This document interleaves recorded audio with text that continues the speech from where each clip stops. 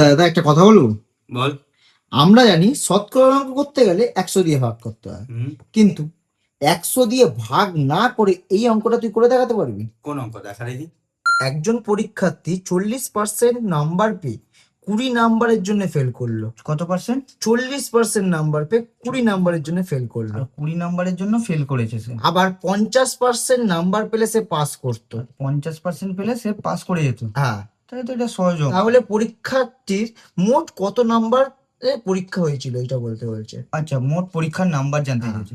এটা তো সহজ অঙ্ক। 40% সে পেয়েছে, প্লাস যদি 20 পেত তাহলে তার 50% হবে বলছে। তো এটা ইজি। দেখ, পার্সেন্টেজের দিকে নিয়ে যাব, তাহলে এটা এদিকে চলে যাবে। আমি ডাইরেক্ট করে দেবো 10%, দুটো মাইনাস হয়ে যাবে, এটা প্লাস আছে, এদিকে গেলে মাইনাস হয়ে যাবে।